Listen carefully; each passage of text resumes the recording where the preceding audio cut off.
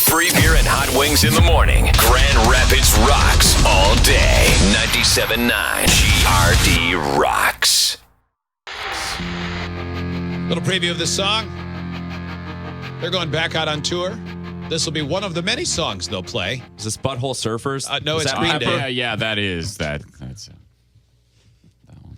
A high wind warning for tonight, and then freezing rain tomorrow. Oh, man, that's going to be fun tomorrow.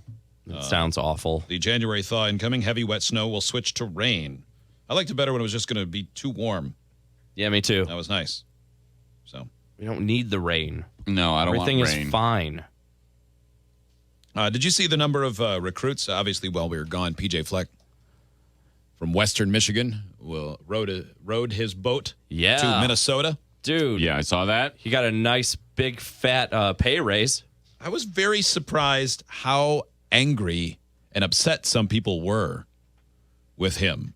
Boy, Like, that leaving? He that kept is saying people- he loved Kalamazoo and he loved Western Michigan. Well, what do you want him to do? Of course he did. He loved it. Well, pay him. I've loved everywhere I've ever lived, too. Yeah. But when somebody else came along and said, we'll pay you this amount of money to come here to do that, you go, he okay. was making less than $1 million a year, and now is it $3 million a year?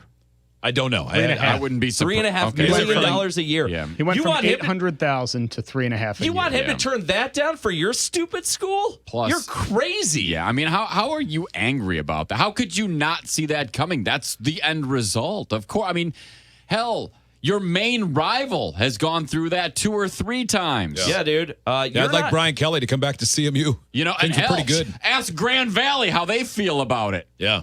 All their good coaches have up and left. Yeah, the dude. The one, to Brian CMU. Kelly. Well, Then- Chuck Martin then followed Brian Kelly You're not Michigan. to Miami. No, I mean, He's not there to. I mean, I guess give him a bronze statue and then pay him, the $2 million more a year. If you're not in one of the Big 5 conferences, you're a stepping stone. yeah, that's it. Unless you just happen to be one of those places and you just happen to have one of those guys that just doesn't want to go anywhere. Like Frank I mean, that Solich, happens. who coached at Nebraska, was a longtime assistant for Tom Osborne.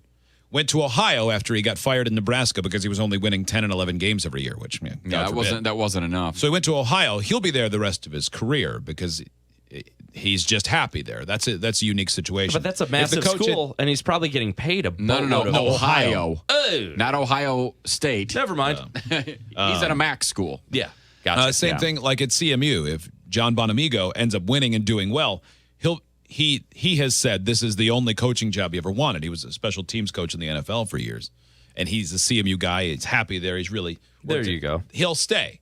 If he starts winning 10 games a year, he's probably not going to take the jump. But then again, if he does, But when you get a guy like Fleck, who is, 36 Yeah, years old or he's something? young. I mean, he's not killing it.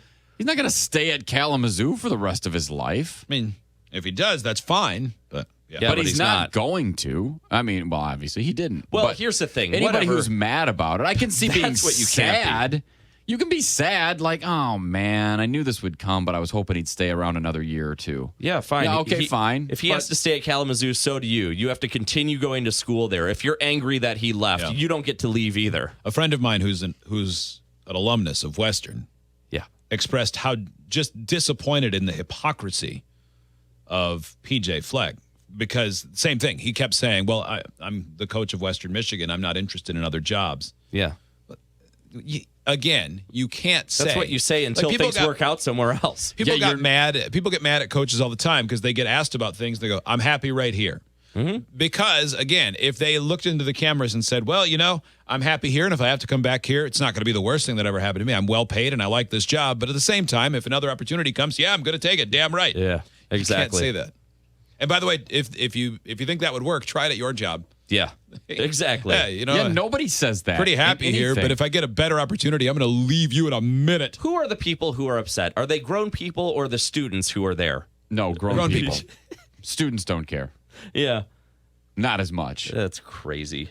People are more upset that they think he's plucking recruits away from Western Michigan. Well, he's he- flipping the recruits well, to go to Minnesota. Well, he probably is. That's pretty standard, too. Yeah. I mean, there are going to be some recruits who go, well, I was going to come because I like him as a coach. Yeah, and because if he's not going to be here anymore, I want to go somewhere else. And If you have a chance to get a scholarship at Western or a scholarship at a Big Ten school like Minnesota, which is a good school, you'd also have a bigger spotlight on you there, right? Well, yeah.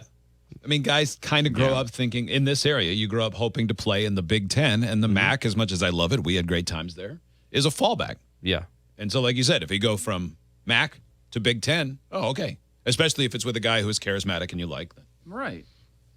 Well, I'm excited to see what happens, having no iron in the fire myself. I'm a little curious to see if it translates. I mean, my wife is a Bronco right now, so she's pretty pissed. Is she? Yeah. Losing some sleep? Yeah, I'm sure. That's all I hear about at night. Well, he's going to have his work cut out for him because it's not. They're not exactly a perennial powerhouse in the Big Ten in football. So No, like when you go to Minnesota, they have their national championships up on the side of the stadium, and not a lot of them happened. And by a lot of them, I mean none of them happened during our lifetime. No. Probably not during your. They Well, probably this'll got a be few cool to national see. championships in hockey. It's a great Is he experiment. coaching hockey?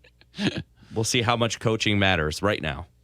Yeah, I'm curious to see. Now, you could make the same argument if you really want to drill down in college football, which I know you guys do. Mm-hmm.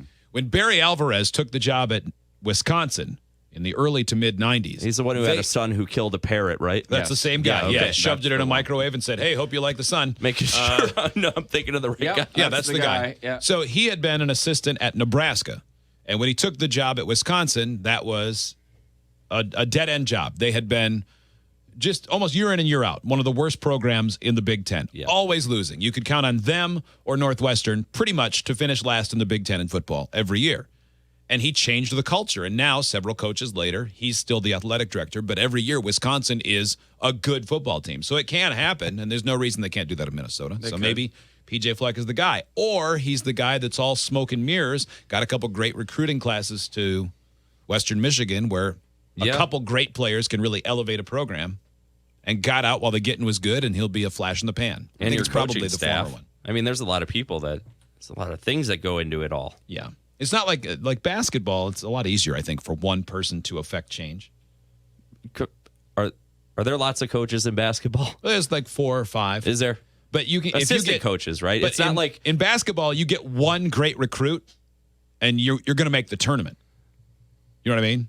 Like football, you get one great recruit. Cool. Now go find 95 other people who can play football. It's a lot tougher. Well, and I think it's much more one-on-one in a lot of cases with basketball, is it not? I mean, the coach is right there. He's screaming. He's doing his thing. But in football, there's so many very different hands-on. coordinators, and some of the head coaches call their own plays, but a lot of them don't. Like there's a lot of other working parts in football. So we'll see how it translates.